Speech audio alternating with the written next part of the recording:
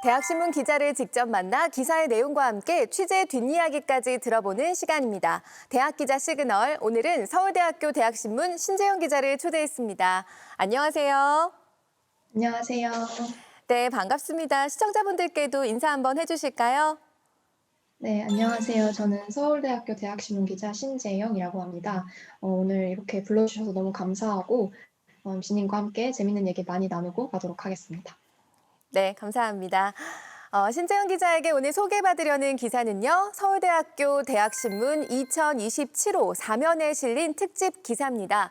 새로운 예술의 출발선 광고라는 제목인데요.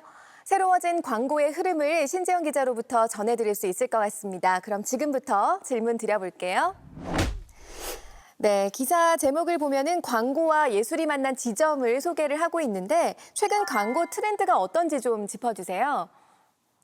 네, 광고 전체에서 나타나는 최근의 경향에 대해서 제가 완전히 숙지하지는 못했지만 개인적으로는 트렌드 형성의 중심이 되는 매체라고 할 수 있는 디지털 미디어를 통해서 소비자가 흥미롭게 감상할 수 있는 콘텐츠로 연출되는 광고들을 많이 발견하게 되는 것 같습니다. 아마 여러 제품이나 서비스의 주 소비층이라고 할 수 있는 2030 세대, 즉 MZ 세대라고 요즘에는 많이 부르기도 하는데요. 이런 젊은 세대들이 인스타그램이나 페이스북, 또 틱톡 같은 인터넷 기반의 SNS를 즐겨 사용하고 또 이런 플랫폼을 통해서 짧고 재미있는 동영상을 널리 공유하는 트렌드가 형성되면서 이런 트렌드가 광고 기획 과정에도 반영되는 결과라고 생각이 듭니다. 그리고 소비자가 동영상 스트리밍 서비스를 자주 이용하게 되면서 다양한 컨셉의 영상을 감상하고 또 이를 바탕으로 소통하는 문화도 정착하게 됐는데요. 그래서 이런 상황도 콘텐츠로서의 광고가 좀 더 대두되는 배경이 되는 것 같습니다. 그래서 광고는 이런 매체 이용의 트렌드나 또 동영상 스트리밍 문화를 반영해서 익살스러운 이미지나 또 예상하지 못한 반전을 지닌 스토리를 만들고 시청자의 웃음을 굉장히 신속하게 이끌어내는 구성을 많이 선보이고 있습니다. 또 이외에도 새로운 예술의 형식을 선보이거나 또 독특한 작품 세계를 구축한 예술가들과 협업해서 특별한 이미지를 도출하는 광고도 돋보이는데요. 지금 말씀드린 두 가지 방식을 혼합해서 예술 작품처럼 감상되면서도 또 중간중간 반전이나 비틀기를 통해서 웃음을 자아내는 유쾌한 콘텐츠들을 많이 볼 수 있는데 이렇게 다양한 콘텐츠의 형식으로 제작되는 광고들은 플랫폼 내에서 소비자가 스킵을 누르지 못하도록 하거나 또 광고에서 나타나는 독특한 예술관이 문화예술계에서도 회자되고 또 주목받도록 하는 그런 계기를 마련하기도 하는 것 같습니다. 네, 광고가 예술을 담아내면서 이제는 소비자들도 제품의 홍보를 본다는 느낌이 아니라 한편의 예술 작품을 감상한다는 느낌을 갖고 있는데요. 예술을 담아낸 광고의 구체적인 사례는 어떤 것들이 있는지 좀 소개해 주세요. 네, 광고와 예술의 만남으로 화제를 불러일으켰던 오래전의 사례를 조금 말씀드리자면, 20세기 후반에 크게 주목받았던 팝아트 작가 앤디 워홀이나 또 낙서가 키스 헤링의 작품을 광고 전면에 내세운 그런 보드카 브랜드를 말씀드릴 수 있을 것 같습니다. 특히 앤디 워홀의 작품 세계는 자본주의를 바탕으로 한 그런 대중문화 자체를 상징하고 있다고 보여지는데, 그런 작업 활동이 상업 활동의 일부인 광고에 포함되면서 당시 대중으로 하여금 예술 감상의 방식 변화나 또 새로운 가능성을 체감하고 또 예술과 광고의 만남을 본격적으로 확인하는 계기를 마련하기도 한 것 같습니다. 그리고 이후에 해외에서는 10년 정도 전부터 젊은 세대를 겨냥해서 유명 자동차 브랜드가 선보이는 영상 광고가 있는데요. 데이비드 핀처 같은 유명한 감독들이 연출한 차량 추격 액션씬을 볼 수 있는 그런 단편 영화 형식으로 구성되어 있어서 제작 초기에 굉장히 많은 주목을 받았습니다. 또 국내에서는 기사에서 말씀드렸듯이 관객이 장면이 끝날 때마다 주인공의 행동을 결정하도록 하고 또 다양한 결말을 맞이할 수 있도록 하는 주류 브랜드의 광고가 굉장히 인상 깊었습니다. 그동안 국내에서 본격적으로 적용되거나 또 논의되지 못한 그런 인터랙티브 방식의 영화를 소개했다는 점에서 의미가 있는 것 같습니다. 그리고 작년에 공개된 Build the Rhythm of Korea라는 제목의 한국관광공사 홍보 영상에서는 그동안의 대중에게 흔히 인식된 그런 춤이라는 예술의 경계를 허물고 또 독특한 동작을 선보이면서 퍼포먼스의 다양성을 추구한 앰비규어스 댄스 컴퍼니의 예술관이 돋보이기도 했습니다. 그리고 앰비규어스 댄스 컴퍼니는 광고 출연 이후에 최근에 영국 밴드 콜드플레이의 Higher Power라는 곡의 뮤직비디오에 홀로그램으로도 출연하면서 또 색다른 퍼포먼스를 포용한 자신들의 그런 개성적인 춤을 널리 알리게 되기도 했습니다. 또 마지막으로는 작년 4월에 서울 삼성동의 한 광장의 LED 사이니지에서 거대한 파도가 몰아치는 그런 광경을 미디어 아트 기술을 통해서 입체적으로 구현한 웨이브라는 작품이 있었는데 그 작품도 스크린을 제작한 전자제품 제조업체를 홍보함과 동시에 미디어 아트라는 예술이 도시 속의 공공미술로서 어떤 영향력을 지닐 수 있는지에 대해서 논의를 발전시키는 계기를 마련하기도 했습니다. 그래서 이렇게 시대나 상황에 따라서 광고 송출 플랫폼이 굉장히 달라지고 있는데 그래서 포스터나 영상, 미디어 아트 같은 그런 다양한 매체를 통해서 광고와 예술이 만나왔고 또 최근까지도 계속해서 만남이 이루어지고 있다고 말씀드릴 수 있을 것 같습니다. 네, 이렇게 광고들이 예술적 가치를 지니기도 하지만 해결해야 하는 문제들이 있다고요? 어떤 문제들이 있는지 좀 짚어주시죠. 네, 방금 말씀드린 사례처럼 고도의 디지털 기술을 전시나 미디어 아트에 적용하는 경우에는 어느 정도의 양면성이 내재되어 있다고 생각합니다. 기사 작성에 도움을 주셨던 한 경영학과 교수님의 말씀을 빌리자면 기술을 핵심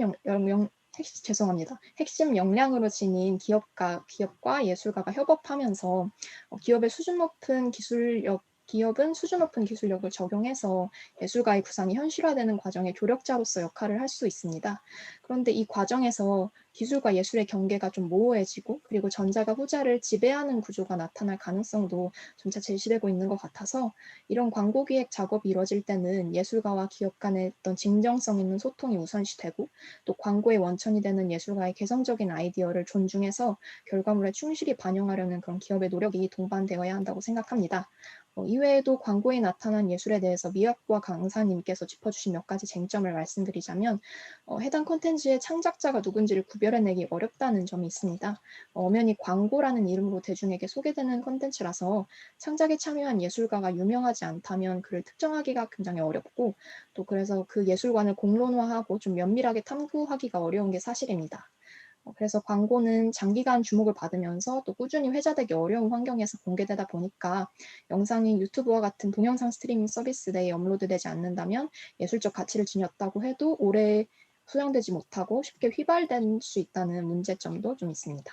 그래서 개인적으로는 오늘날 다양한 플랫폼으로 광고를 접하는 대중이 좀 더 예술과 완성도 높은 협업을 이뤄낸 그런 광고를 스스로 발견하고 또 널리 공유해서 콘텐츠의 의미에 대해서 서로 토론하는 그런 자발적이고 건전한 소통의 과정이 좀 더 중요해질 거라고 생각됩니다. 네, 오늘 소개해 주신 기사를 통해서 광고가 정말 빠르게 진화하고 있구나라는 사실을 다시 한번 알게 됐는데요. 앞으로 어떤 방향으로 나아가야 될까요? 네. 기사와 관련된 인터뷰에서 답변을 해주신 한 경영학과 교수님께서는 미래의 광고를 구현해내는 기술의 다양성이 좀 더 중요해질 거라고 짚어주셨습니다. 4차 산업혁명 이후에 많은 사람들이 기술과 함께하는 일상에 익숙해진 만큼 예술가들 또한 인공지능이나 뭐 VR 아트, 미디어 아트 같은 그런 기술의 기초에서 창작 세계를 구축해 나가는 모습을 많이 보이고 있습니다. 그래서 이렇게 기술에 기반한 그런 색다른 영감이 광고 기획 과정에서도 핵심적이게 될 거라는 분석이 많이 나타나는 것 같습니다. 그리고 개인적인 생각으로는 다양한 문화권을 염두에 두고 기획되는 광고가 자주 나타날 것 같은데요. 최근에는 기업이 제품이나 서비스를 출시하면 그 나라 안에서만 홍보되고 마는 것이 아니라 여러 매체를 통해서 타국에도 소개되고 또 전파됩니다. 그래서 또 광고는 디지털 미디어와 같이 전 세계를 연결하는 그런 플랫폼으로 송출되고 또 자국의 문화적인 요소가 내재된 그런 콘텐츠를 매개로 해서 다채로운 문화권의 대중과 소통할 수 있도록 그런 새로운 창구가 될 수 있다고도 생각이 듭니다. 그래서 이런 목표는 브랜드를 다양한 언어로 홍보하는 그런 작업만으로는 달성되기 어렵기 때문에 세계적으로 좀 공감을 불러일으킬 수 있는 영화나 음악, 미술 같은 그런 문화예술 분야와의 협업이 더 중요해지는 계기가 될 거라고 생각합니다. 하지만 이때 광고는 대중의 그런 기존의 대중문화나 예술을 답습해서 그 유명세에 편승하기보다는 각 문화권이 공유하는 가치를 좀 더 신중하게 탐색하고 색다른 정서와 메시지를 전달할 수 있어야 한다는 그런 생각이 듭니다. 네, 마지막으로 기사에 미처 담지 못한 이야기나 꼭 전하고 싶은 메시지 있으실까요? 네. 흔히 광고는 자사의 제품을 구매하도록 하는 설득 프로모션의 일환으로서 자본주의의 꽃이라고 불리기도 하고 또 소비자의 감각을 소구하는 자극적인 콘텐츠라고 가끔은 여겨지기도 하는 것 같습니다. 하지만 광고의 이런 상업적인 의도 틈새로 어떤 독창적인 문화 콘텐츠를 향한 도전과 실험도 관찰될 수 있다는 점을 좀 전해드리고 싶었습니다. 그래서 모든 광고를 문화 콘텐츠로 바라보고 또 비평해야 하는 건 아니지만 인터넷을 기반으로 한 그런 송출 플랫폼이 여러 등장하는 상황에서 건강한 광고 또는 콘텐츠 문화가 형성되려면 기성 주류 문화에서 주목받지 못했던 하지만 새로운 플랫폼을 통해 유통되면서 특별한 메시지와 감성을 소개하는 그런 광고들을 좀 눈여겨볼 필요가 있는 것 같습니다. 네. 그리고 이렇게 사회적으로나 문화예술적으로나 시사하는 바가 있는 콘텐츠에 대해서 대중의 소통이 지속적으로 이루어지면 세계적으로 형성된 그런 거대한 대중문화의 흐름에 좀 다채로움이 더해질 수 있을 거라는 생각이 듭니다. 네. 그리고 마지막으로 부족한 기사인데도 이렇게 뜻깊은 자리에서 함께 논의할 수 있는 기회를 마련해 주셔서 진심으로 감사드립니다. 그래서 앞으로 더 많은 대학생들이 대학24시와 함께 꿈을 향해 나아갈 수 있도록 제가 항상 응원하겠습니다. 감사합니다. 네, 오늘 광고에 대한 이야기 나누다 보니까 시간이 정말 금방 지나간 것 같은데요. 오늘 정말 자세하게 설명해 주시고 광고에 대한 이야기 전해 주셔서 감사드립니다. 오늘 말씀 여기까지 나눌게요. 고맙습니다. 네, 감사합니다. 새로운 광고의 트렌드를 소개해 주신 신재영 기자에게 감사 인사 전하면서 오늘 대학 기자 시그널은 여기서 마치겠습니다.